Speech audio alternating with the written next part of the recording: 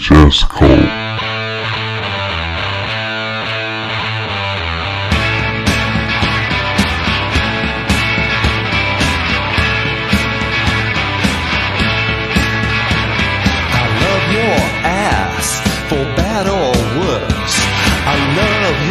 Nasty way you curse when you sit down. It's wild how you sit. Grind your heel in the ground, the groovy way you spit. Ooh, you look good. Ooh, you smell good. Ooh, you taste good. Like a bad girl should.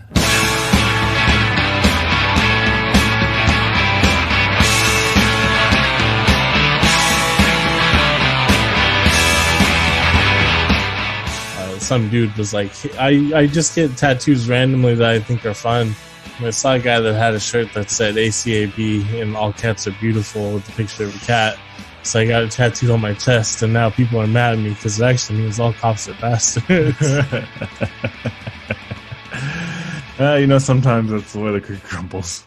I mean, to me it seems too ridiculous for that to be real, but who knows? I mean, it takes all kinds, right? The world's a rich tapestry of different people. Yeah, you also have to remember, like, the average IQ is what 85? And then if that's average, roughly half the population is below that. Pretty wild. To me, it's like, I'm not one of those people that like, oh, your tattoos need to be so serious, and you can get tattoos for whatever. But for me, like, seeing the slogan on a t-shirt and getting a tattoo, like, that's a little bit too far, I think. I don't know. There's a part of me that feels like if you're gonna permanently engrave something onto your body, or at least semi-permanently, it's hard to get it removed. I mean, nothing's permanent. Everything's temporary. Well, I mean, like, in this life.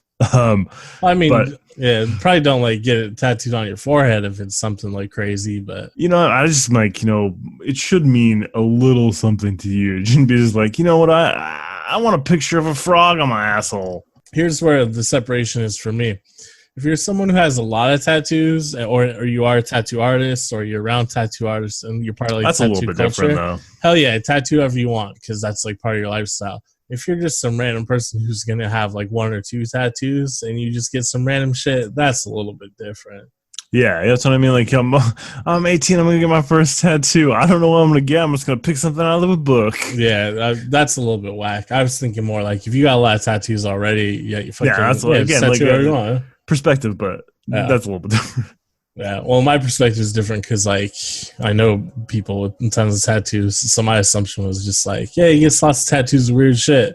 But I don't know, if still, like, seeing a t-shirt and like getting a tattoo about it just immediately seems kind of weird. That's why I don't really buy it. My only tattoo is the Nike swoosh, and it says "Just Do It" underneath it. Dun, dun, dun, dun, dun, dun. Keep it G'd up. So speaking of, the rich tapestry that the world weaves, are you familiar with Sonic Fox at all? Sounds familiar, but maybe not. So he's like the king of fighting game tournaments. He's like the best fighting game guy. Yeah, okay, I know. Like he like rules out Mortal Kombat and shit. He's also like I keep saying he. I apologize. They're also non-binary and furry and all that sort of shit. Kid, I don't want to say kid or internet stuff, but modern stuff, right? I got kids today. I get you. Yeah, I'm an old man. I can do it. Right, but so I follow him on Twitter because like he's dope. Keep saying hey I'm sorry I'm drunk. I follow them on Twitter because even drunk I'd use the proper pronouns. You sorry bastard. Well, it's kind of recently that they've come out as non-binary as well, so it's maybe locked in my brain. But no, you're just a terrible person. You should feel awful. Yeah, I follow them on Twitter, and they're really cool and interesting. I love Mortal Kombat, and they're the best in Mortal Kombat. So blah blah blah. But they recently started a not safe for work adult Twitter that I decided to also follow because I was like, you know what? I want to see what this furry lifestyle is all about. I want to see some like sexy furry stuff. Nope. And I'm still following them. It's interesting. I mean, it's just what a rich tapestry the world weaves. I'm not like into it or anything, but I'm like, I kind of get it, I guess. I don't know. I feel like I've seen enough of it. Like it's not furry culture is not like anything new, really. No, it's been around since as long as I've been on the internet, pretty much. So Well, I remember I don't need like to expose when myself to it anymore. I'm getting back in touch with it, I guess. It's been enjoyable so far. Doesn't seem that different than anything anybody else is into, to be honest.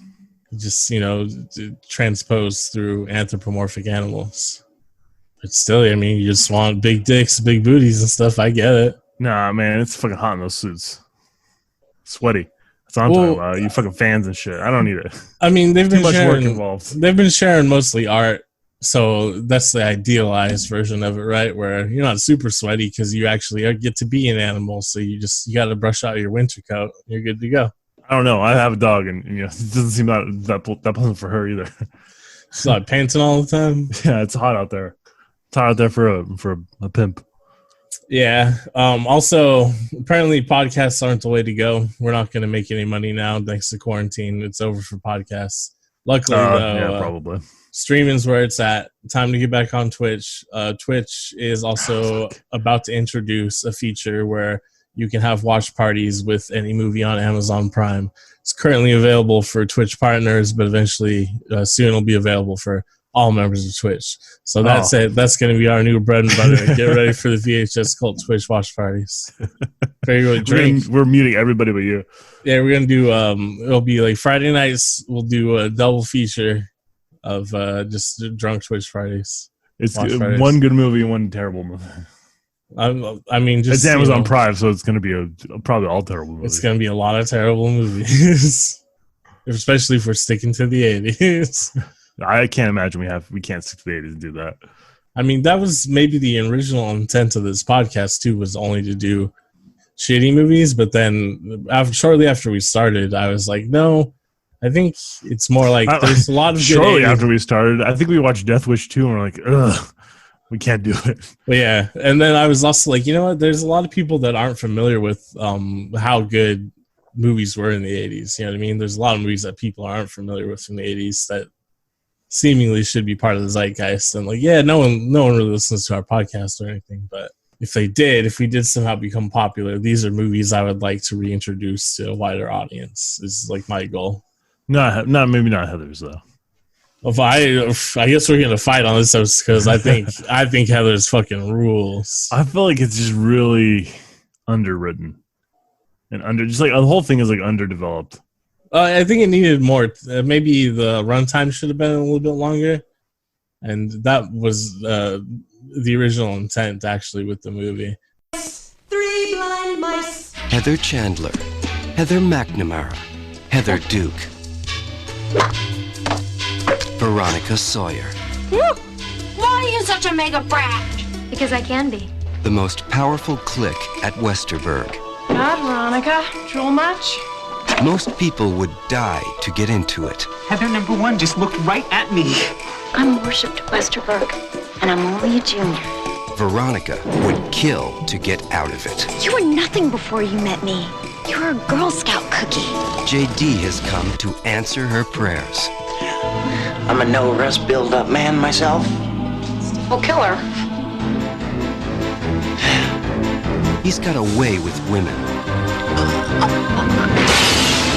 A way with words. Is this as good for you as it is for me? Life can suck. And a very special way with a gun. Veronica can't live with him. Now! I love my dead gay son. And she can't live without him. Is this turnout weak or what? Had at least 70 more people at my funeral. What? Their meeting was destiny. That knife is filthy. What do you think I'm gonna do with it? Take out her tonsils? Their love has a body count. I loved you. I was coming up here to kill you. That's it. We're breaking up. Young love. Heather's, a killer comedy. I'm gonna have to send my SAT scores to San Quentin instead of Stanford.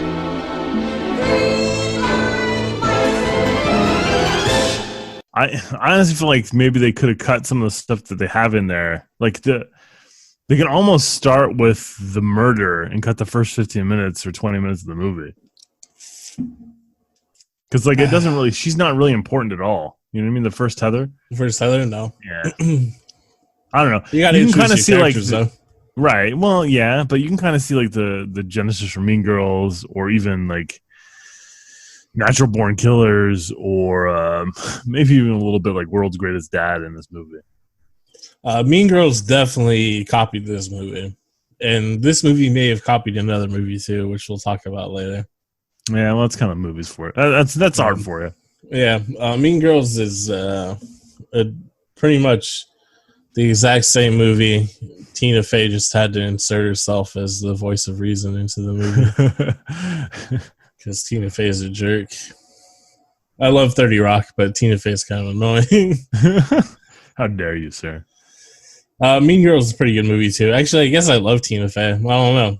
I'll be honest. I'll say it right now. Mean Girls is a better movie than Heathers. Nah, Heathers is a better movie. Nah. Anything I can't. First of all, it has Christian Slater in it, so it's already gonna be -2 for me on any ratings. Ooh, you're gonna love the quote we get to from Christian Slater about this movie. It's gonna blow your mind. So you're gonna be like, "What?" Yeah, you know, I went in there trying to do my Jack Nicholson impression. You're on the right track. Check it out. Oh my God. I think this movie is great. Color motifs that they have with the characters is wonderful. I love. It looks like it could almost be a weird, like a side story. But honestly, the main Peaks. problem of it is like everything is there. It's just not. It's not there. You know what I mean? This is like the movie Tim The Burton parts are there. The puzzle's there. I think it's all there. No. Nope. It's there. Heather's 1989. In order to get out of the snobby clique that is destroying her good girl reputation, an intelligent teen teams up with a dark sociopath in a plot to kill the cool kids. It's directed by Michael Lehmann, Lehmann. What do you think that is? Lehmann? Lehmann. I'm Michael Lehmann. He also directed Hudson Hawk with Bruce Willis, which we'll watch eventually. That's a out and out bad movie. But people love Hudson Hawk. People do. I haven't seen it in a long time. I guess I haven't seen since I was young either, but I remember it couldn't like keep my attention when I was like 9. So my assumption that's not an episode. Yeah, but a goofy action movie that doesn't keep my attention when I'm 9 years old. I just picture Bruce Willis like with a harpoon gun on the cover. That's the only thing I remember. He also directed Airheads, which is an amazing movie. Oh God, yeah, I love Airheads. And he's gone on since then. They'll mostly do TV shit. He's directed tons of episodes of American Horror Story. Ugh. Heavily involved in those. I think we've talked about American Horror Story on the podcast before. Please see episodes 1 through 83. Yeah, we're not fans. The writing in it is the sloppiest shit you've ever seen. It's like DC Challengers, but not good. It's just like the erotic cocaine dreams of Ryan Murphy, which would be like good for like a music video series, but like not. No, it'd be fine for like a 3 episode. That's my kind of problem. Everything we talked about this before. Yeah, it's always such a good premise, and then it falls apart when they have to like actually tell the story, like build it out. Yeah, it's like fucking no, just do. Yeah, just like Heathers. You know what? He needs to just write movies or something. Just write a weird ass movie. Like him and Panos Cosmatos, the director of. There you go. Hell yeah, fucking! They should make a movie. I know. That's you know what? Right up my alley. That's right up my butthole. Michael Lemon. He was originally set to direct Ed Wood, but due to his commitments with Airheads, Tim Burton took over. Him and Tim Burton have a very similar style. This movie, Heather, you don't say. This has the pacing. This is very Beetlejuice. Ed Wood went on to be Tim Burton's best movie, in my opinion, and one of the best movies in the 90s. Yeah, it probably is his best movie. I really like Big Fish, which I guess I know was the cliche answer. Yeah, that's like his later career, too. Yeah. And I think it's Ed Wood. Yeah. Ed Wood's an immaculate screenplay. And then Black and White, just chef kiss choice. Casting is amazing. Ed Wood's just a really good movie. So Michael Lemon missed out on that. Lemon. Yeah, but he made Airheads, which is a pretty good call. He also was an executive producer still on Ed Wood, so at least he still got the dollar dues. Yeah, Ed Wood, the famous box office hit. Yeah, that's a good point. I think it did all right for its budget. It's definitely done amazing in like DVD and Blu-ray sales. Yeah, well, let's just hope he got for points on the gross. It's producers usually do, I think, especially executive producer. For this film, though, Heathers, Michael Lemon, and producer Denise Dinovi, they won the 1990 Independent Spirit Award for Best First Feature. So he got awards for this. How do you feel about that, you Heathers hater? Yeah, whatever. There's plenty of movies that I hate that will win awards. I'm looking at you. What's that stupid math movie with... Beautiful Minds? That's the one. With the fucking, what's the Australian man? Yeah. Russell Crowe. Russell Crowe, yeah. Honestly, you want to go back and look at the Oscar winners? Because I guarantee you I can find... They're bad. Every other ones are bad. Most of them are bad, yeah. Yeah, don't give me shit about awards or even box office numbers. No, most of it doesn't matter. I'll cut you. I'll come right at you. Box office numbers is like, well, most people don't have any taste, so can't trust that. And then, like, awards, especially the Oscars, it's like, well, the Oscars committee is a bunch of old idiots, so we can't trust that either. The box office is always crazy to me, because sometimes it's always like, oh, man, people don't have any taste. And then sometimes Transformers 5 makes no money, and you're like, oh, you know what? People do know what's up. Yeah, but they got exhausted after the 4 other ones that made $1 billion. Well, I guess China was keeping Transformers afloat, actually, but... Even China got tired of Transformers, so that's how bad they were. The writer of this film, Daniel Waters, who is of no relation to John Waters, unfortunately. Oh, we're all disappointed about that. Mm-hmm. He also wrote Hudson Hawk with his friend here. Oh, hey. Yeah. But, you know what else he wrote? Nope. Batman Returns and Demolition Man. Huh. Yeah, Demolition Man rules. Batman Returns, it's all right. Yeah. It's all right. I was the number 1 son, but then he treated me like number 2. Yeah, Dan DeVito's Penguin has a bunch of really good speeches. Michelle Pfeiffer as Catwoman was like an early early sexual awakening for me as like a 6-year-old. So that's cool. Wait, that was 1991 or 92? Was it? Were you 6 when it came out? Yeah, it's more than 86. I think it was 5 or 6. Yeah. I mean, I didn't understand it at the time. I was just like, okay. Tim Burton wanted him to contribute to the screenplay for Batman Forever after seeing this movie specifically. So, in your face, Sean. Everyone else is a fan of this movie. When not writing his own scripts, he works as a script doctor, rewriting the work of others. This is also known as a punch-up artist, and that's Carrie Fisher. That's what Carrie Fisher did. Patton Oswalt does it too, doesn't he? Patton Oswalt does? Yeah, I'm pretty sure he does. But he hasn't even told a good joke in like 20 years. He's got like one in the last 20. What's biggest fan? Or the one where, have you seen his movie where... he's like a soccer man. Number 1 fan? Yeah. That movie's pretty good. Yeah. He wrote that, so I guess I trust him a little bit. Similar to Quentin Tarantino, though, Daniel Waters wrote the screenplay for this film, Heathers, while he's working at a video store. And he said he was basically eating popcorn for every meal. And I was like, man, are they fucking giving away popcorn at video stores? And then I remembered that, hell yeah, like Blockbuster and Hollywood Video had like free popcorn and shit for the employees. Or they had like popcorn you could snatch anyways, easily enough. If you were sticky enough fingered. I mean, every job I've had, I've stolen shit from, so I get it. Waters wrote Heathers as a spec script and originally wanted Stanley Kubrick to direct the film. Yep, that seems like a Stanley Kubrick movie. Well, the connective tissue there is he did it out of admiration for Kubrick's own black comedy, which is, of course, Doctor Strangelove. Yeah. I don't know. Yeah, I don't see it. Not really similar, if I'm going to be honest with you. Yeah, they're both black comedies, but Doctor Strangelove and Heathers are not really Strangelove, the same water. Doctor Strangelove maybe addresses a more worldwide general concern, that of atomic energy, which is maybe not relatable to everyone, so much as like social issues in high school is.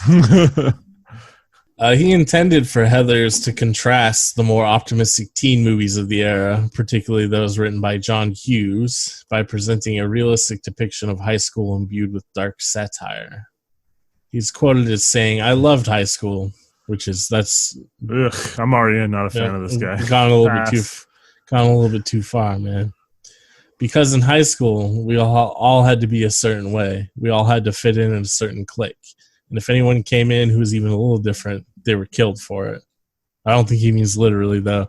That was until 1999, right, when the Columbine shooting happened. Then people were literally killed for personal squabbles they had with the Columbine shooters. Yeah, I mean, I guess that's true. But I mean, I feel like if mid '90s, maybe even early '90s, for a lot of like inner city and youth, that might have been more of a reality. Because there was a kid. We talked about this before. I don't know if you cut it, but when I was in 6th grade, there was a man that I knew that was expelled for school from bringing a handgun, and he wasn't a man; he was a child still. Yeah, he was a child. I say man just as a joke, but one of my friends. But I mean, the legal system may have treated him as a man because he was also black. I think he ended up. Yeah, well, no, I mean, he got expelled, and I ended up seeing him later in junior high, but like in the special class, you know what I mean? Well, for troubled youths. Well, did he get sent to juvie at all for it, or is it just expulsion? Because I remember he was gone. He was gone for a few months, right? He was gone for a long time. I don't remember the exact details of it. But I guess my point is like the Columbine like is a wake up for white America, right? It feels weird to say as a white dude, but for a lot of people, there was a problem. Like handguns and violence in schools was a problem for a lot of people before Columbine. Well, yeah, because remember there was metal detectors at the high schools in the neighborhood we grew up in. So like possibly getting shot was a realistic concern for maybe not us personally, but a lot of people we knew. We may have known, yeah. Cousins, older brothers, stuff like that. It was like a concern, but it wasn't. I guess in the mainstream, it wasn't a concern until '99. But that's the thing is the Columbine shooting isn't. I don't think that's on the same level as gang violence. I think the Columbine shooting shows like much more malice and pathos. I guess. I feel like it's just violent. I don't know. It just seems like. I'm not saying one's better than the other. Or one's obviously one comes from economic struggle and not being able to escape from it, and the violence that's inherent to a lower economic class, which is a feature of society we can fix, right? Whereas I actually know a bunch about the Columbine shooting. I fucking hate the Columbine shooters, the two little pricks that did it, especially because remember when the media twisted the narrative as if they were bullied and that's why they killed the kids or whatever. That's all bullshit. These kids were just fucking little sociopath, piece of shit serial killers. And that's what they did. That's what I mean. There's like pathos and malice to it. Right, but I don't know. I guess I feel like there's both societal issues that we should be able to fix. You know what I mean? Maybe. I don't. There's always going to be murder. There's always going to be serial killers and stuff, I think. Right, but I mean, how many other countries have to deal with this level of violence? I mean, I guess. Yeah, the answer is none, Kyle. So I'll answer that for you. Yeah, that's just like the ease of access to guns, though. I don't know. Canada has almost the same level of access to guns. They know how to deal with this shit. So there's like you're saying there's an inherent. I think there's a societal problem in the United States. Well, I guess that's. I feel like the data backs me up on this, but whatever. We're talking about movies. Well, yeah, it's kind of on topic for this movie, though. So we can. I guess it is. It was a weird, like, not such a hot topic in 1997 or 8 when it was filmed, but this is 89. Yeah. Yeah. Well, yeah, I went through the first. I was like, all right, so obviously there's school shootings that existed before Columbine. That's just like the most apocryphal one that everyone talks about as like the turning point over. There's school shootings leading up to that. It just wasn't as common or as often or as on the same scale. And then I also went through and I was like, it was weird for them to make this movie in '89 when the country's. So here's the thing about this movie that's interesting to me. It still follows the path of the John Hughes movies and the other teen comedies of the day, where these are rich kids, right? These are rich white kids. Yeah, for the most part. Right. And so I was like, was suicide such... I mean, I don't know about you, but I've never played croquet. Well, they were playing it. I had no fucking clue what the rules were. They're like, you're going to take your 2 shots or knock me out. And I was like, what the... These are rules in croquet? What the fuck is this? The only time I've ever seen croquet mount used is when someone's been hit with it. So Yeah, I didn't know people actually played it. I thought it was like lawn darts or something. So it's got that weird thing going on. But I was like, was teen suicide becoming such a prevalent problem in the late 80s that it's that Mazes and Monsters situation? Yeah, like it was going to show up in media even about the upper classes or whatever. So I went through and looked at like the teen suicide rates over like the last 40 years or so. Way more research than I wanted to do, but go ahead. Yeah, so teen suicide rates now are the last like 5 years or so, all-time high, of course, right, as you would expect, because just the diseases of despair and the suicide rate in general is just all-time high right now. So, but then going back to 1989 when this movie is made, it is at like 10% for like every 100,000 individuals. Mm-hmm. So that actually was still pretty high, but it seems to like sit around 10%. Usually, it's just like now we're at like 14 to 15%. What you're saying is you don't know why they specifically chose this kind of topic or direction. Yeah, so my thinking is I don't know why this became the direction of the film. I do know that Daniel Waters, the writer, based a lot of it off of his sister's experience in high school.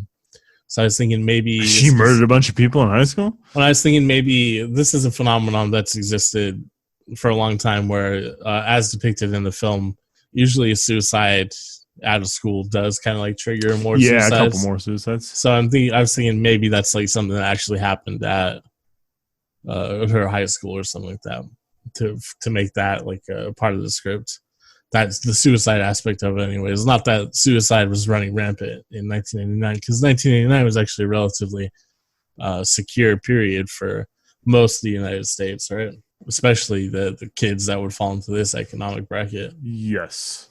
I'm guessing it has to come from some personal or relative. It has to be something he was aware of as an actual event for the suicide aspect of it, because it does not seem to be that it was a big problem in 89.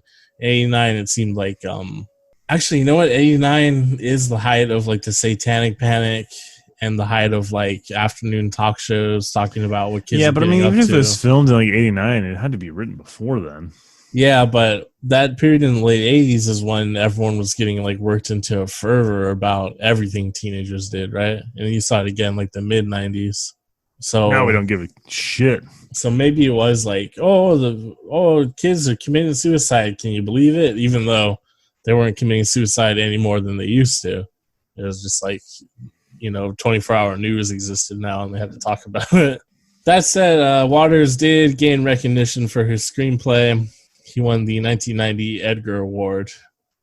And despite high critical praise, the film failed at the box office, but later became popular as a cult film. I mean, that's why we're watching it, because we watch genre films from the 80s, especially cult films. Especially ones with Christian Slater. Ugh. Christian Slater. Does Courtney like this movie? Or is she familiar with this movie? No, she doesn't. Oh, okay. Interesting. She said it was boring. Oh, my God.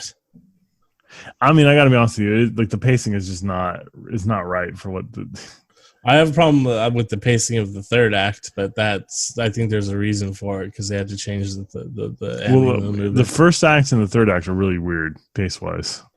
I think it's all totally fine until like the last half an hour, and then it's like, all right, come on. And Christian Slater's character's motivation is a little bit all over the place, and I get. Oh, you don't say. I get it. So, he's so psycho and blah blah blah. But usually, there's like a pathology to these sorts of things. You know what I mean? Even if it only makes sense to them, you can kind of pick up on the patterns. He just seems to be completely reckless with that. I mean, honestly, if you told me he was a figment of Winona Ryder's character imagination, Veronica's imagination, I would 100% believe it. That might actually work, right? That'd be like the precursor to Fight Club. Yeah, right. Well, that makes a more interesting movie in my mind. Well, speaking of the cast, of course, our leading lady is Winona Shannon Forever. Doherty. Oh, yeah, she's in it too. But it's Winona Ryder. Nerds listening to the podcast will know her from Stranger Things, which is probably the worst thing she's ever appeared in. Man, you're giving her a lot of credit. I don't know. All I can remember is hit after hit after hit. Never been in a bad movie, I don't think. She's in Bram Stoker's Dracula, so she's great in it. That doesn't mean that the movie was good. I actually still really. What about Alien Resurrection? She's in Alien Resurrection. She's great in it. She got short hair, looking beautiful. It could have been better. Alien Resurrection could have been better. It's not awful though. It's not as bad as Stranger Things. I don't know. I feel like I'd rather watch Stranger Things than Resurrection. Sigourney Weaver, but I haven't watched Resurrection in a while. Sigourney Weaver hits that like behind the back overhead basketball shot, and they filmed it for. Oh real. my god, I forgot about that. And you know what? Fuck you. I'd rather watch Stranger Things. And Ron Perlman is in it. You know what? They're back to even. Ron Perlman's not in Stranger Things, is it? No, you got me there. Many actors and actresses turned down the project because of its dark subject matter. Just like Cable Guy. Yeah. Early choices for Veronica were Drew Barrymore, Justine Bateman, and Jennifer Connelly. They all turned down the role, though, because they were too spooky scared. Jennifer Connelly's done some weird shit, so that seems like a... I mean, yeah, she's going to go on to do Requiem for a Dream, but, I mean, she was also, probably 15 when this movie came out. This is, a hot off the heels of Labyrinth. She's got to not be that old. Yeah, you're probably right. She's probably 18, 19 at this point. Yeah. This is well before Ass to Ass. Speaking of age, Winona is actually 16 at the time of filming. It's just weird because the rest of the cast is in their 20s. Most of them are actually age appropriate, except for one of the Heathers. The old-looking Heather? I think it's the Heather that dies first. I don't remember, though. And I didn't take notes about it because I only cared about Winona, a little bit about Slater, and then, who's that? It's Shannon Doherty. Yeah, she was only 16 at the time of filming, which is interesting because apparently Winona Ryder's looked exactly the same since she was 16. She barely looks any different than when she was 16. That's wild to me. She begged Waters to cast her as Veronica. She really wanted to be in this movie because Winona Ryder, impeccable taste. Winona Ryder made Stranger Things and Resurrection. Oh, shit. No, she didn't make Stranger Things. She's not even in it. That's Sigourney Weaver. Waters the first didn't think Ryder was pretty enough. What? Whoa. Yeah, that's pretty Hollywood for you, huh? Ryder herself commented that at the time I didn't look that different from my character in Beetlejuice. I was very pale. I had blue-black dyed hair. And I went to Macy's at the Beverly Center and had them do a makeover on me. Which, is that supposed to be cute? That sounds depressing as hell. I'm a little depressed about it. Yeah. Man, Hollywood sucks. Poor Winona. That's why she started going through her Cultomania phrase. I think she just likes to have fun. Just like the Vince Staples song. She's like, oh, we just want to have fun. Think I know why he know like me. He broke. We know. Yeah, I don't know, man. I gotta be honest with you. I don't have a lot of fun palming necklaces from the JCPenney's counter. She wasn't. She was still in necklaces and shit from those high scale boutiques and shit. What's the difference? She was getting that money, son. She didn't need that money, son. That was like a heist. She was on a heist. She just, it was like pocket change to her, son. Fuck that shit, man. We on a heist. I'll go on a heist with Winona Ryder. I need Winona and 14 other guys. One of them has to be a diminutive agent. No, me will be my heist team would be me, Winona Ryder, Juliette Lewis. You and two women in their 50s. Fairuza Balk. What's the name of the woman who played Tank Girl? She's in it too. Forgot her name. It's Stan. I can't remember either. I just saw her in Orange is the New Black though. Oh, word! How does she look? Good. Oh, she looks her age. we're all right. I mean, no. Man, we keep it G'd up even when the heat's up. Whatever. Ryder's agent was opposed to her pursuing the role. She was so opposed, she got down on her hands and knees to beg her not to take it, warning her that it ruined Winona Ryder's career. She had to do Stranger Things after this. Yeah, she said it's going to ruin your career, baby doll. Don't do it. Noni apparently is Winona Ryder's nickname. Noni, which is cute.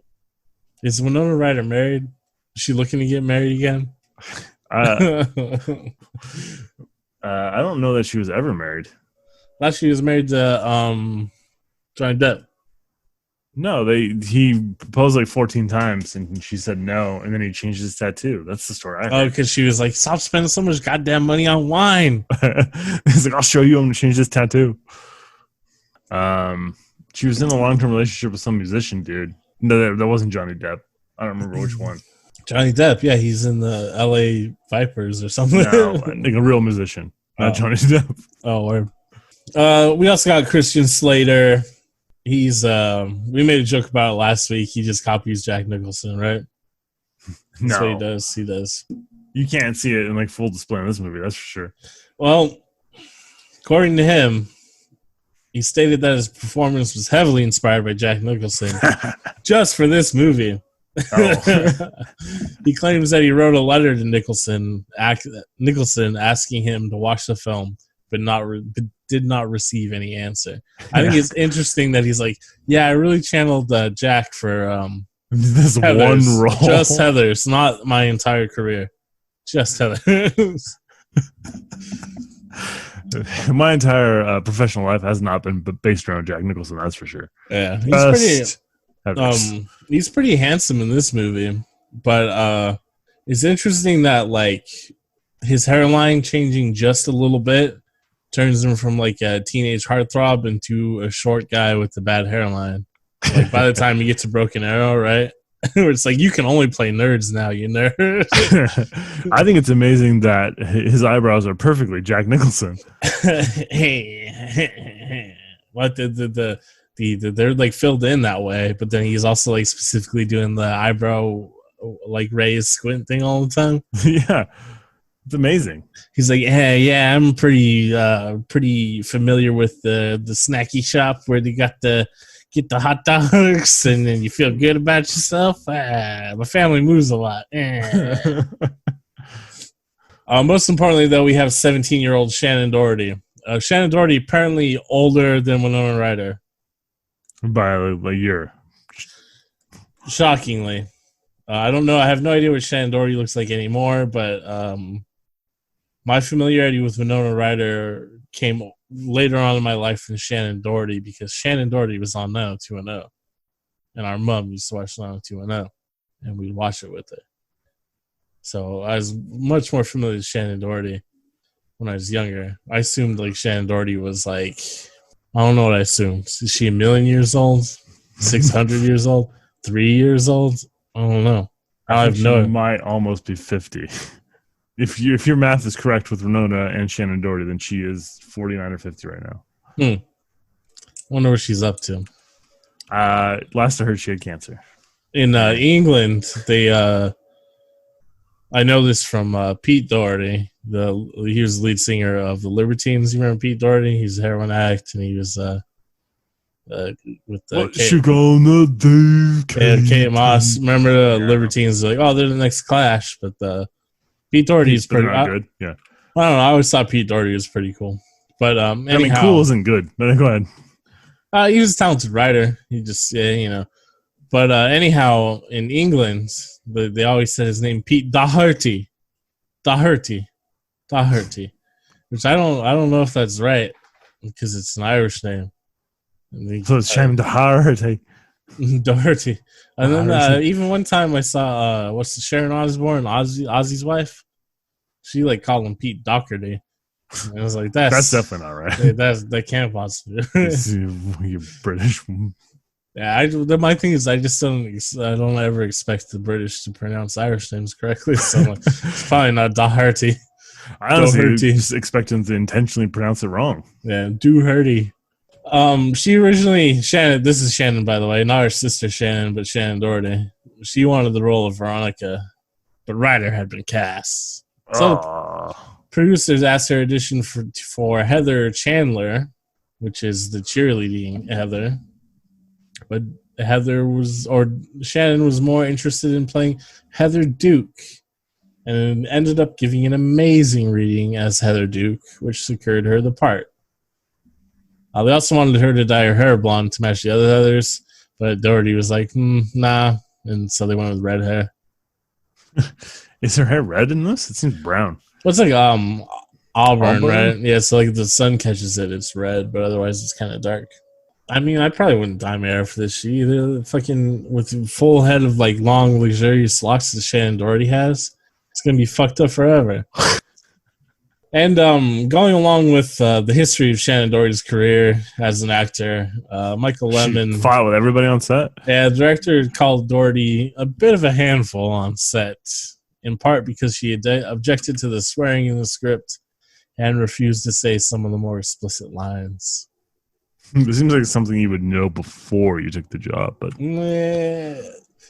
Lisa Ann Falk, who plays one of the other Heathers, Heather Chandler, stated that Doherty didn't have much of a sense of humor, and she took herself a little seriously. Denovi, the producer, said, "I don't think Shannon really got what Heather's was, and that worked for us. She made the character real." She was dumb as a post. Well, when the cast first viewed the movie, Doherty ended up running out crying because the movie was a dark comedy and not the drama she was expecting. So yeah, she wasn't paying attention or something. Well, that's a Cusack move if I've ever seen one. I mean, I guess the honest truth is, for actors, a lot of times, like, you don't really get you can't tell until the movies are made in the edit, right? So. Yeah. I don't know, at the outset, though, it's clear a lot of the actors realize they're doing a satire. You know what I mean? Like, it seems to me like that script has to be reasonably clear that it's a satire. Yeah. So I mean, she's also 17. I won't, like, 17-year-old Shannon Doherty is fine. She's still pissed about it, though, at 49. There's a part of the movie, though, where she's like, "Will you quit pulling my dick?" I laughed real loud at that part. Yeah, and then you can see she's about to crack up when she says it, because she's like, "Ooh, I said a naughty word." Apparently, Shannon Doherty's from a very strict Catholic background, if you can believe it. With a name like Shannon Doherty. Doherty. Oh, Shannon. Oh, Shannon, cover up your legs. Cover up your ankles, Shannon. The film was considered a flop when it was released. I consider it a flop now. Oh, shit. At the time of its release, Deshaun Thompson of the Washington Post wrote that the film may be the nastiest, cruelest fun you can have without actually having to study law or gird leather products. If movies were food, Heather's would be a cynic's chocolate binge. They're talking about eating ass, I think. That's what I got out of it. And then our old friend Roger Ebert, our frenemy, what did he have to say? What do you think? You think you liked it? You think, No. He gave the film 2.5 stars out of 4. And he wrote that the film is a morbid comedy about peer pressure in high school, about teenage suicide, and about the deadliness of cliques that not only exclude, but also maim and kill. And then that's not a review. That's just kind of a synopsis of events in the film.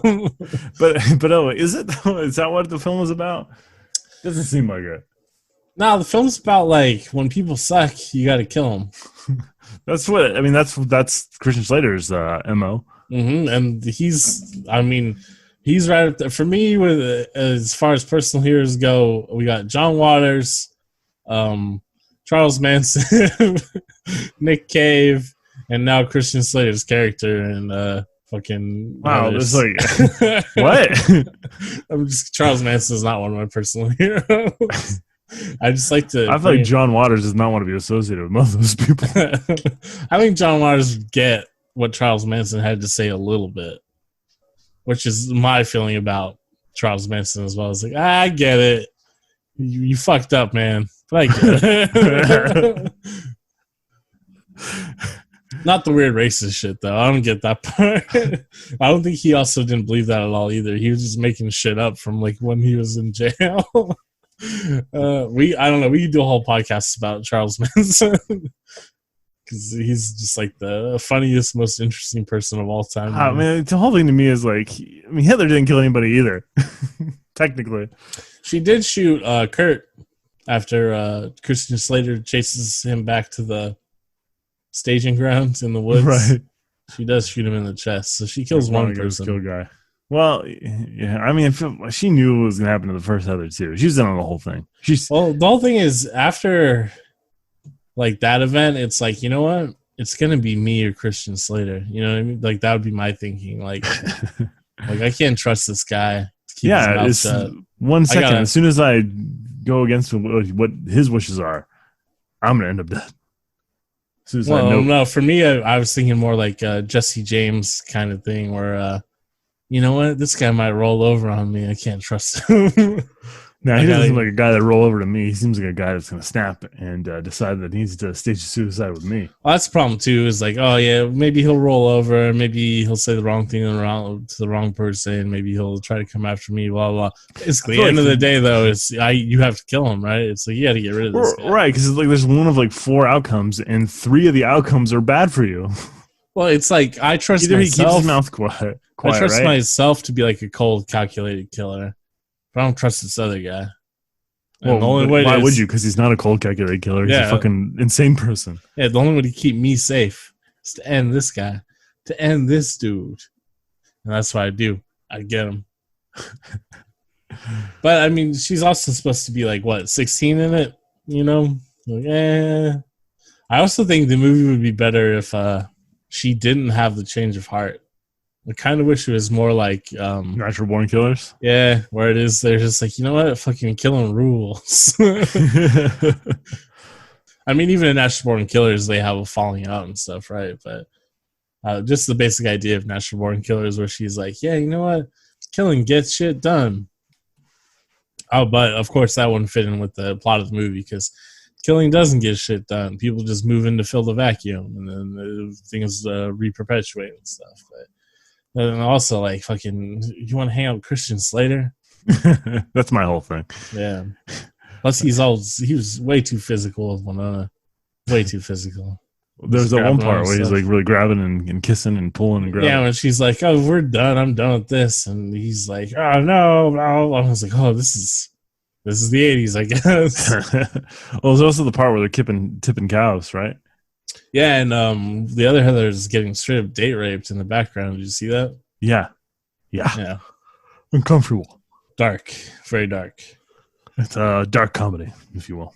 It is. Not very many things funny with that scene, though. He falls. Hey, what did you think about the frequent gay references? I mean, so my first reaction to it is when I was watching it is how often they were using the pejoratives for homosexuals. It was I have flashbacks to high school when I used to be called. Like, if someone asked me what my nickname was in high school, this is gonna make it sound like I was so unpopular in high school and shit. It was like I wasn't. Like, I actually got along with a lot of people and all sorts of shit. But I was getting like constant shit from like certain groups of people every once in a while. But like, if you asked what my nickname in high school was, like, I'd be like fucking queer, I guess. Because I used to hear that shit so much, and queer bae, and you know what I mean? Because people used to be so like fast and loose with that shit back then. In some ways, it's never been a great time to be like a gay person. Yeah. In high school, but like it feels like the late 90s, early 2000s was not fun because it was more out in the open. People were more comfortable about being gay, but at the same time, people were constantly calling each other fags and queer and shit like that. Yeah. I know it's like still hard out there for like the younger gays and trans and stuff. I'm not trying to take away from that, like anyone listening or anything, but like fucking you could not deviate from the norm at all when we were growing up.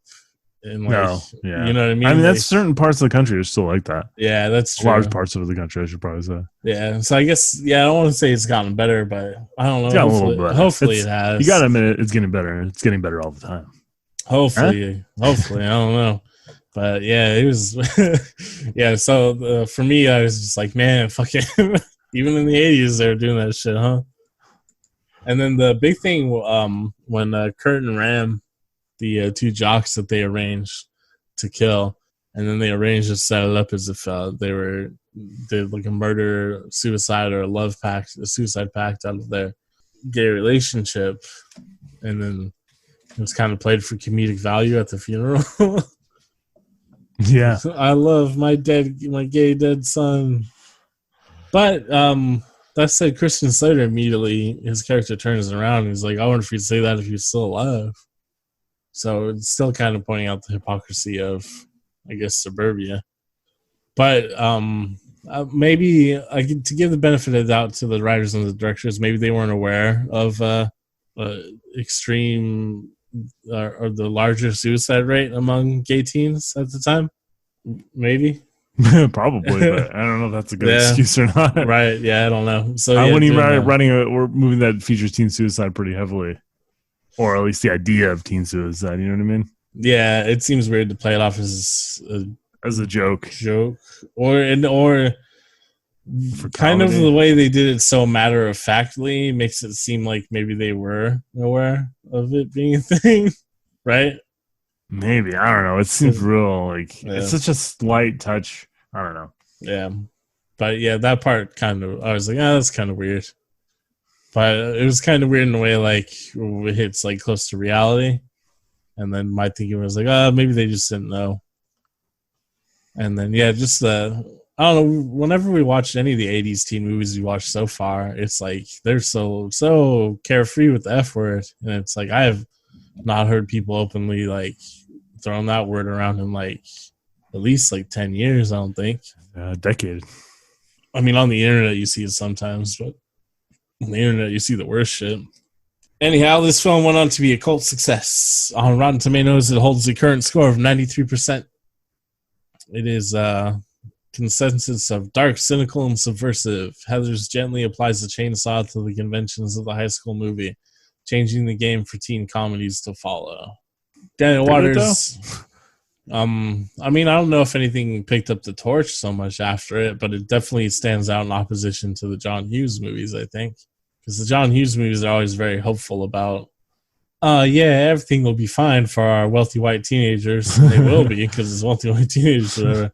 This one's like at least like wealthy white teenagers are fucking dickheads. They should be shot and killed. The murder should be staged as suicides. Oh yeah, man! They grew up to like fucking fund the Republican and Democratic parties. All these characters in these movies, they should be dead. Kurt Ram was definitely Kavanaugh, 100%. He didn't make it to college where he could have done his best rapes. Daniel Waters created a specific set of slang and style of speech for the film, wanting to ensure that the language in the film would have a timeless quality instead of just reflecting teen slang at the time. Much of the language made it into the popular vernacular, however, and the film is among the most cited in the Oxford English Dictionary as a result. Because crazy. Stop pulling my dick. Yeah, I hear that all the time. The slang that was interesting to me was they'd be like, "Oh, that's so very," right? They just say "very," like not. It wasn't. They wouldn't go further on, and they would just finish the sentence. Very. Yeah. So it reminded me of the Australian slang that exists, where it's like, "Oh, that's dank ass," or "That's wicked ass," where it's wicked as whatever. You know what I mean? Yeah, wicked as Yeah. So you're gonna start doing that? It's so very. No, I just thought it was interesting that slang developed that way. Anyways, like, I don't know if Heathers is popular in Australia. It seems like it developed. It's actually the third most popular film in Australia. It's a real classic. Well, it's the first Crocodile Dundee movie. It's the first two Crocodile Dundee movies, and then Heather. I was gonna make Crocodile Dundee jerk tea. That's all I know about Australia, and also rugby and Australian rules football. Speaking of, I mentioned earlier the last act of the film. I don't like it because, you said the pacing's wrong in the whole movie. I disagree. I think it's just like the last act. I mean, I don't know. Like, again, I feel like the first 15 minutes, I would change it around. Maybe the first 20 or 30 minutes, I'd change it around a lot. And the middle act is fine. But then the last, I don't know, every movie we watch has third act problems, it seems like. Yeah, it seems like that's the hardest. That's the hardest act to nail. The only thing that did it was Mad Max Fury Road. No other movie, as far as I know. Return of the Jedi when they play the stormtrooper helmets like drums. Yeah, everyone loves that part. What I think everyone should do is the classic Paul McCartney trick. When you don't know how to finish a song, is the third verse is the same as the first verse. So you just repeat that first act. Nah, you just end it. Don't even get to the third verse. Just all of a sudden have like a tempo change with some noise and the song. Maybe spoken word part. That's art, baby. So I think the problem with the pacing at the end might, though, why I bring that up because I think it has to do with the ending being changed. Maybe not, though, because a lot of elements in the original ending, the entire school exploded and they flew off into heaven, where socioeconomic differences didn't matter or something. Yep. Yeah. Is that it? Kinda. Well, you remember Christian Slater's character? Yeah, he threw out. He had that 2-second Mm-hmm. line about that shit. It's like, oh, is this what that movie's about? Because it doesn't seem like this movie's about that. Yep, that's the end of the movie. You ruined it. I just so the original ending involves Veronica killing herself with JD's bomb, quietly saying bang, and the school being destroyed. Keeping true on JD's words about how different social types can only get along in heaven, the scene would then cut to black and it would show a prom in heaven with Martha Dunstock or Martha Dumptruck singing to a crowd of different social types dancing together. This was rejected for being too dark.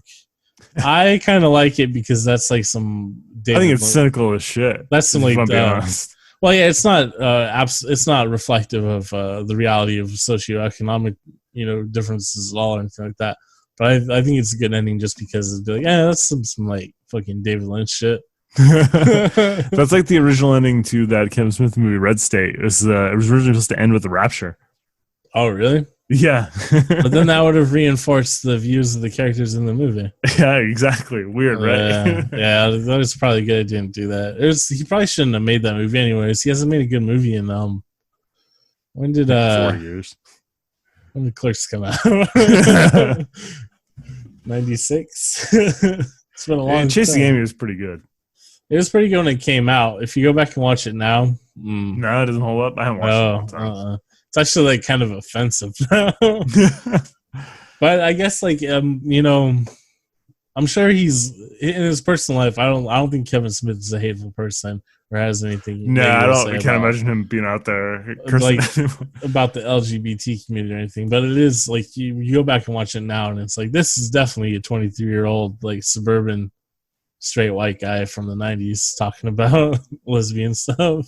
Well, I mean, that's kind of what it is, right? Ben Affleck's character is Kevin Smith to a certain degree, isn't it? Yeah, Holden? Yeah. I think it is, right? Yeah. Man, every time I see a character named Holden, I'm like, this guy's going to be a dick. Why? Because of Catcher in the Rye? 100%. Oh, speaking of Catcher in the Rye, that's the book the class is supposed to be reading in this movie, not Moby Dick. Also, JD is named after JD Salinger. It all makes sense. Yeah, Catcher in the Rye. Remember, it made him kill John Lennon. What was that fool's name? Bert. No, the dude that killed John Lennon. I don't remember his fucking name. I don't. You're not supposed to remember their names, Kyle. That's the point. Why? He's a hero. Let's see who it was. Oh, Mark David Chapman. That's right. He finally put an end to the Beatles. That wonderful man. They've been dead for 10 years. Yeah, but Saturday Night Live almost got him to come back for what was it, like $700 or something because of the humor in it. Mark David Chapman's not a hero. I mean, I don't care. He's a fucking weirdo. He hated John Lennon since his childhood because of he hated his nose and his mouth proportions. Like you would look at the Sgt. Pepper's LP cover, like just that's fucking awkward, son of a bitch. Yeah, and get fucking angry at John Lennon. I feel the same way about Tilda Swinton. That's wild. Tilda Swinton's dope. I just don't like the proportions of her face. It makes me angry. Makes Not really, me. though. She was just the funniest face I can think of. I would have gone with like Clint Howard. Oh, that's a good one. But He's Tilda got a Swinton, weird again, face. yeah, I didn't think Clint Howard. I thought Tilda Swinton. Yeah. Winona Ryder claims she has many favorite moments from the film. The one that usually comes to mind is when she's walking up the hill after seeing JD in the cow tipping scene. In the background, just barely visible, Heather McNamara is being date raped by one of the jocks. Ryder says the scene is so subversive and dark that once you notice it, you can't stop thinking about it. Which is correct. She's right about that. I guess. It's definitely burned into my mind now. I don't know about burned into my mind. I'll forget about it when I go to sleep tonight. Daniel Waters once again said in an interview, I did come with this crazy cockamamie Heathers too, where Veronica becomes a page for a senator named Heather, played by Meryl Streep. The ending is her assassinating the president and getting away with it. And it's a good thing. Winona Ryder has heavily supported the idea for a sequel, but as of 2014, nothing has come out of it. Meryl Streep, huh? I'd like to see Meryl Streep get murdered in a movie. She ever died on screen. I was like, Devil Wears Prada? That's immediately what I thought of. I'm sorry. Some reviewers have discussed similarities between Heathers and The Massacre at Central High, a low-budget 1976 film. Oh. Screenwriter Daniel Waters has stated that he has not seen Massacre at Central High at the time he wrote Heathers, but that he had read a review of it in Danny Perry's book Cult Movies, and that the earlier film may have been rattling around somewhere in my subconscious, which means he absolutely did see that movie and used it for inspiration for this movie. I don't buy that shit at all. I think he did see the movie and used it for inspiration. Well, I mean, J.K. Rowling has repeatedly said she has never read the Book of Magic series by Neil Gaiman, but I find that hard to believe. She also says, we don't need to talk about that shit unless you trans want to. women aren't real women. That's a whole other podcast. Fuck J.K. Rowling. I don't give a fuck what she has to say. I don't believe any shit she says. Scottish bitch. She's Scottish, right? Yeah, you got it. You nailed her. Nailed it. Mm. Yeah, take that. Yeah. Fucking tartan wearing asshole. 2010, Heathers was adapted into a stage musical, the stage musical actually did pretty well. It toured for a little while. People loved it. Got good reviews. Fun, great job. You'll probably never see anything about it ever again because fucking stage musicals, it's not like they get filmed or anything. And then if they don't do phenomenally well like Hamilton, they don't get to run ever again. So yeah, Lower Cats, where it runs for 900 years, even though it's fucking god awful. Yeah, which is the same thing will happen with Hamilton. That's kind of like all music. That's all theater. That reminds me, I gotta watch Hamilton when it comes on Disney Plus. I've read the book, so I'm gonna see how the movie goes. I don't give a fuck, man. You've been reading about Lin-Manuel Miranda and like how him and his father fucked over Puerto Rico? No, I'm sure everybody's fucked over. Puerto Rico's it's been fucked over 6 ways from Sunday. Man, fuck that bitch. I see him in the streets. I'm gonna slap him. Okay. The odds of that are really low. You're really far away from him. Yeah, he just hangs out in gentrified New York, right? Him and the McElroy brothers. Oh, shit. Whatever. Heathers became a TV show in 2018. Did it? Yeah, the series was met with negative response from critics, both upon the initial release of the pilot episode as well as the official premiere of the series. On the review aggregation website Rotten Tomatoes, the series holds a 23% approval rating.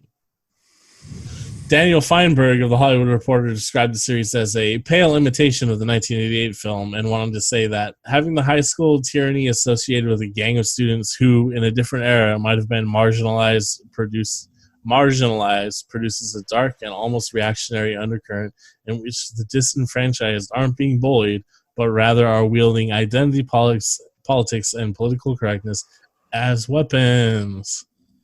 So this show was made for TV land. And I guess maybe they were thinking based off of the demographics for TV land, they should do a sort of, reactionary chud on the internet, anti-SJW type of TV show. So, well, it is TV land. I mean, that's whatever. Lee Monson of Birth Movie's Death was similarly negative, saying that she saw in the show's dynamics a longing for the good old days when non-whites and queers knew their place. She concluded, Heathers is a hateful, bigoted exercise in regression, hiding behind the guise of dark comedy, and I can only hope it doesn't gain the Trumpian audience it so clearly craves. Did it? No, I do not believe so. I think no one watched it. So that seems like some wild-ass bullshit. So I guess it's emblematic of the time period we live in where you can just take a recognizable property and hopefully get viewers based on just the property, the marketability of the property, and then kind of write your own shit. Because the original Heathers doesn't really have much to do with exacting revenge on the already marginalized. You know what I mean? I mean, it's really hard for me to honestly dig a real pathos out of Heathers. Because Christian Slater's the driving force really behind it, and he's just like, oh, I'm a fucking Joker character. Well, no, the driving force behind it is Winona Ryder, and she just kind of gets in over her head with Christian Slater.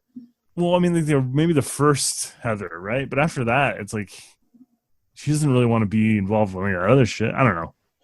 Yeah, well, her thing is just she's like the lens we view high school through, and it's to me it's like a relatable lens where it's like, yeah, these are just people you're around, and they're all kind of shitty, and sometimes you are just like, you know, could just fucking kill them. Obviously, you're not going to, right? But it's like I don't want to be friends with these people, and I don't know. I get it. There's not. I don't think there's an extreme political pathology to the original Heathers, so it seems weird to me for them to like, oh, now we're going to turn it on its ear. What if actually the gays were mean to the straights? Whoa. Because that's obviously only interesting to a very like narrow audience, right? Who the fuck wants to watch that? We got like red hats and khakis. Yeah, no, I want to watch gay shit. I want to watch fun gay shit. I don't want to watch shit where like fucking, it's just like, who the fuck does that appeal to? Like, I told you they have red hats and they got khakis, white polo shirts. But they're still not gonna watch a show based off of this property. That's like, no. This property does not appeal to them. They've missed the mark here. It's like, what the fuck are they doing? Like, what was? Oh, you know what? I'm really gonna mix it up. I'm gonna mix it up with my Heathers TV series and really change the game, show the dynamics. This is why I got banned from Twitch. Can't post on YouTube anymore because goddamn SJWs. Yeah, so that shit's weird. I don't know why that happened. I actually think Heathers rules. I like this movie a lot. There's problems with the third act, but like you said, there's problems with every third act of every movie you watch, except for maybe like Road Warrior. Just because the third act of Road Warrior is like a bunch of people die. RoboCop's fine, yeah. RoboCop's good. I really love the color motifs. Cinematography is good. Acting is good. Everyone's really cute. I'm enjoying the looks. Like, usually I hate 80s style, and it's like, you know, in your face, like big 80s style. Big shoulder pads everywhere. While I was watching it, I was like, I wonder if the big hair will ever come back. I wonder if I can get a blazer with some shoulder pads on it. Yeah, where can I get an oversized trench coat like JD? Obviously big hair is still around for like the drag scene and stuff, but like I want to see. I think it'd be interesting to see just, you know, regular ass women walking around with big hair again. Not me. It sounds like a pain in the ass. Yeah, you gotta blow that shit out and stuff. Yeah. I don't know. For me, like, I did not enjoy Heathers as much as I thought I was going into it. Really? Yeah, like the soundtrack is kind of like a mess. The pacing for me didn't work. Like, I don't know. I fucking hate Christian Slater, so it's really hard for me to get into any movie with him in it. I just tried to not think about him as Christian Slater because he was young enough in it where I was like, maybe I can pretend. He's definitely better looking than he was in most of the movies I saw him in. You're so obsessed with Christian Slater's looks. That's not the thing I'm worried about. That's all I worry about with male actors, honestly, is like how handsome they look. I can't get over him saying that. Yeah, this is the movie where I really tried to be Jack Nicholson. Not any other movie though, just this one. It's just so bold. It's like, what? Really? You're gonna say that shit? You gonna try to sell it to everybody? I've seen your other movies, Christian Slater. I've seen so many of them. You're always just like being a little bit like Jack, huh? Yeah, well, you got one on me this time, old John Travolta. I'm gonna put this dollar bill under a rock. This arrow's broken. Yeah, so I think it's pretty good. You don't. We can disagree. I don't think there's really a message to it. And it seems like a movie that should take a stance on something. That's kind of, I guess maybe that's why I don't like it. Yeah, it's but like there's just nothing there. But it kind of doesn't. It's It's kind of like, suicide, okay. And murder? I just like it because, I mean, I'm sure it's probably supposed to be an allegory, but also at the same time, in 2020, it doesn't quite work anymore. Oh, yeah, the philosophy of the movie misses the mark. Similar to Repo Man last week. Yeah, so, that's true. Yeah, that's 80s for you. That's 80s for you. They can't all be fucking Road Warrior. Sometimes they gotta be Heathers. But speaking of the formulaic nature of modern filmmaking, with regards to Heather and the teenage suicide rates, it's interesting that this movie got made in a time period where teenage suicide rates didn't seem to be that out of control, but there was obviously concern for the voices and the interest of the younger generations in the 80s, right? Beyond Heathers, but even with John Hughes movies and shit, right? Oh, now people don't care. They want you to shut up. I was thinking that seemingly now this would be a time where you might want to address those issues in art. You're not really seeing it in film. You are just getting escapism in art of all kinds. And why do you think that might be? Do you think it might be the infantilization of our culture? I don't know. I feel like there's a certain element where when things are going well, we tend to actually we become more self-reflective. When things aren't going as well, we tend to become more escapist. That doesn't seem beneficial at all, though.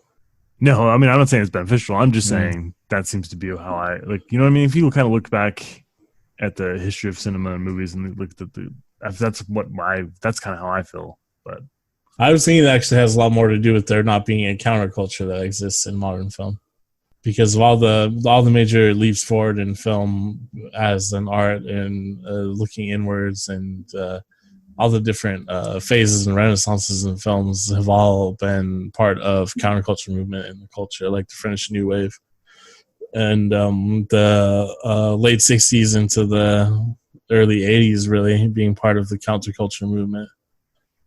That's really what brought us the American film as an art form rather than just a money-making scheme. And we kind of haven't had that since The Matrix. Right? Because I feel like we don't even have an anti-war movement since like the second W term, right? Let alone like a regular counterculture. Like even the left on the internet as exists and stuff like that's not counterculture. All they talk about is mainstream bullshit still. Well, then we're fucked. Damn right. I think we're fucked anyways. But at least fucking someone makes some good movies about it. Damn. Tired of this Marvel shit. The coronavirus has killed movie theaters. You got to hope that like Netflix and Amazon start producing movies. That's the only hope. Like AMC's already like, oh, the Trolls movie made money online. Well, we're not going to show any more movies from DreamWorks. Yeah, I don't know. I'm actually like, I'm psyched to see what comes out of like what this does. I'm psyched to see what this does for film now that like it's basically like studios are like fucking at their wits' end and they have no idea what to do at this point.